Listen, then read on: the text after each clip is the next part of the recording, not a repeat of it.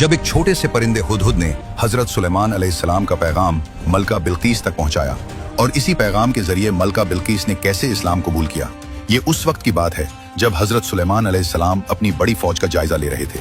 तमाम परिंदे और जानवर मौजूद थे मगर एक छोटा सा हुदहुद वहां नजर न आया।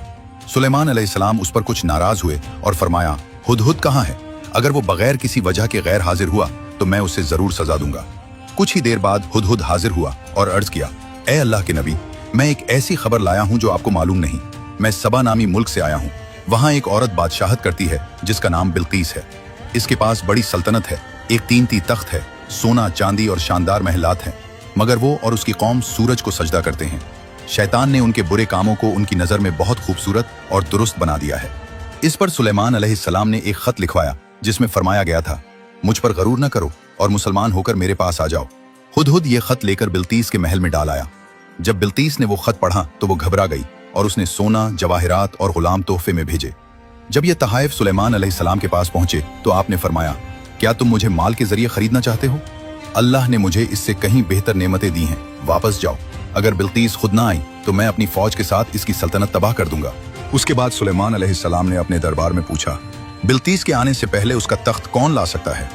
एक जिन ने कहा, मैं उसे चंद घंटों में ले आऊंगा। लेकिन एक नेक शख्स आसिफ बिन बरखिया ने कहा, मैं तो आंख झपकने से भी पहले उसे हाजिर कर सकता हूं।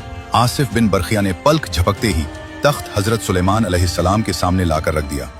आपने हुक्म दिया कि तख्त की हैयत में थोड़ी सी तब्दीली कर दी जाए। कुछ ही अरसे बाद बिल्कीस बड़ी शान और शौकत के साथ सुलेमान अलैहिस्सलाम के पास पहुंची। सुलेमान अलैहिस्सलाम ने उससे पूछा, क्या ये तुम्हारा तख्त है? बिल्कीस ने हैरत से कहा, यह तो बिल्कुल मेरा ही मालूम होता है। फिर सुलेमान अलैहिस्सलाम ने एक शीशे का शानदार महल बनवाया जिसके नीचे पानी और मछलियां नजर आ रही थीं। जब बिल्कीस अंदर दाखिल हुई तो उसने पानी समझकर अपने कपड़े ऊपर उठा लिए। सुलेमान अलैहिस्सलाम ने फरमाया, ये पानी नहीं बल्कि शफ़ाफ शीशा है। ये सुनकर बिल्कीस शर्मिंदा हो गई और बोली, ऐ मेरे रब, मैंने अपने ऊपर जुल्म किया था। अब मैं सुलेमान के साथ अल्लाह रब्बुल आलमीन के सामने सर झुकाती हूँ।